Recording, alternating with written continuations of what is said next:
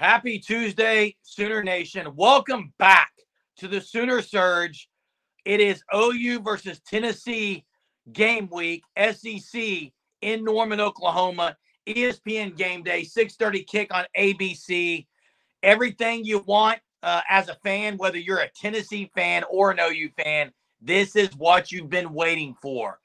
All those games previously against unstellar opponents are behind you, and now you've got a matchup for the ages. And honestly, this video here, guys, we're going to break down the Tennessee offense and talk about the Tennessee offense, which the more you look at it, you can see how prolific this thing can be. It's headed by Josh Heupel, calling the plays. Everyone's familiar with Josh Heupel, former Sooner, beloved Sooner, 2000 national champion, calling the shots there at Tennessee. And you go down this roster, guys, this lineup on offense for Tennessee.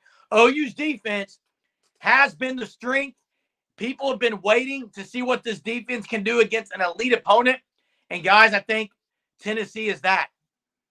Yeah, I mean, this is possibly, it might be the best offense they faced all year. I mean, you could say that right now. I mean, I know they got Texas, Ole Miss, and Alabama all left. I haven't thrown Missouri in there. I don't think Missouri is as potent as those, but Tennessee it looks like they may be the most potent of all of them.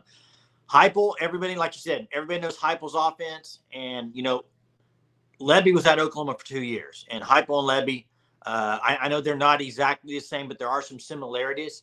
But the key for Oklahoma's defense is going to be stopping the run. I mean, that's no secret.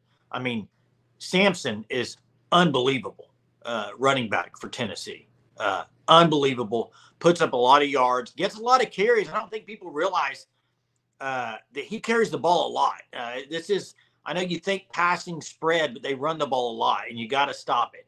I mean, I think I looked, maybe Nico in the first 3 games, he doesn't have any game where he's thrown the ball over 30 times. So, and I know they haven't played the greatest of competition, but I think that's what you would have to do if you're Oklahoma is get them into situations where they have to pass. That means, and OU's been really good at it, on first down, holding them not to a whole lot of yards so you can keep it at second and long, and then hopefully you can get it third and mid, third and long, and get your bread and butter and get to the quarterback. Because if you look at Nico, I think under pressure, I think off PFF and stuff, his under pressure ranking is not as good. And so that's what you got to try to do is get him pressure. Whether or not Oklahoma can do it or not, that's what we're going to be finding out. But the defensive line, I think if you look at OU's defense right now, the defensive line is the best position group of the whole defense, possibly.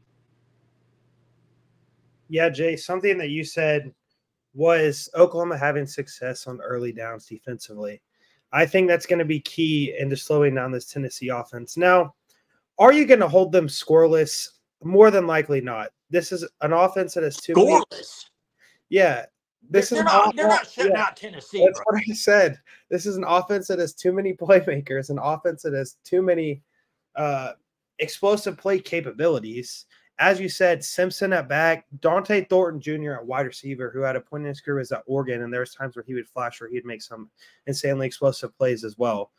And as you said, Nico, he's truly stepping into his first. I would consider this true road environment. Now, some may say that NC State, it was more of a road game, although it's considered a neutral site for him. But this is going to be a hostile environment in Norman. I think Oklahoma's students, the fans, are going to need to bring it. The energy in the stadium, it needs to be rocking, which I expect it to be. This is the biggest home game Oklahoma's had in 10 to 15 years. There's really Oklahoma right now, they have less to play for in a sense than Tennessee, because almost no one's picking Oklahoma to win this game. If you were to look at any of the score predictions, the betting lines, almost no one's picking Oklahoma. So if you're Oklahoma, this is a time where they get to come out and play on their home field with an underdog mentality, not really being the hunter, but instead they're maybe getting to be the one that's really going to go out there and make all the plays that's needed and show week one in the SEC why Oklahoma belongs. Hey, less to play for is nothing in anyone's impossibility imagination right now. There is so much to play for on both sides of the ball. Jay, you mentioned Dylan Sampson. Listen, Deshaun Bishop for Tennessee has his average, I believe, is higher than Sampson right now in yards per carry. They got two dudes that are both bruisers, but also have speed. They have it all at running back. And then you have the mix of Nico being able to also take off and run. I want to look at the wide receiver position because everyone talked about OU's wide receiver room, how deep it was. Listen, you mentioned Dont'e Thornton. He's 6'5". Brew McCoy is 6'3". Brew McCoy has had like one or two catches the last two. Like they barely even use. He's 6'3", 229. I mean, 6'3", 219. They got those two guys with height. And then you throw Squirrel White, his 5'10" speed self down the middle. Listen, if OU cannot dial up pressure, the secondary is going to have like these guys are elite receivers. I think OU is going to take this as a challenge, but you've got to isolate and stop the run and make this team one-dimensional, because I'm going to tell you something Nico's going to do, guys. Are you ready? If he gets pressure, if he sees an opening, he will try to fit it in. He is very confident. He can fit the ball in tight spaces. He will try to. OU has to make him pay for that at times. They've got to get their hands up. They've got to get deflections. They've got to be on the receivers as good as they can to try to make it difficult and try to make him fit it in there along with pressure, because these receivers are very, very good. They'll go down the field. They'll go across the middle. They have it all, guys. I think this is a great challenge for the Oklahoma defense. I can't wait. Yeah, one thing when you talk about stopping the run, I think the key is you got to be able to stop the run with not bringing extra bodies up, because you know what Heupel's going to do if that's the case. You're going to be playing man on the outside, and he'll take deep shots all day long, because that's what Heupel's offense. That's what they do. I mean, you saw it with Jeff Lebby. You bring extra help into the box. You bring 8 men up there. They're going to try to make you pay down the field. So I think it'll be very interesting, the cat and mouse game that Brent Venables and Zach Alley play, and what they do. You know, the offensive line for Tennessee is really good too. I think that they're not talked about that much because their defensive line is really good, but their offensive line is good. And I mean, if you look at Tennessee as a whole, and it's from an outsider, but I think their secondary is probably the weakest part of their team. But their O-line and D-line both, we talk about trenches win championships and how important trenches are. They're good on both sides of the ball up front. So I think the key for Oklahoma, we've mentioned it, stopping the run. Specifically, if you can do that with your defensive line. Now, Jaden Jackson, I went back and watched that game. Jaden Jackson is constantly doing his role. He's in the backfield, whether it be a yard deep or two, whatever. He may not be making the tackles, but he's doing his job. I think the defensive line's played great for Oklahoma this year. The linebackers have tackled, for the most part, pretty well. That is going to be key come Saturday night. The short passes, you cannot have missed tackles. The runs, if you get a running back 2 yards down, you got to get him. You can't have him get explosive plays. Heupel offense, they love and live on explosive plays. Make them drive the field on you. I know they go quick, and that's another thing. They're going to go quick all day long. You got to get lined up. If we've seen any problem from Oklahoma defense this year, it's been when they haven't got lined up. They've been trying to get signals in, haven't got lined up a few times, and it's bit them. And you can't have that come Saturday.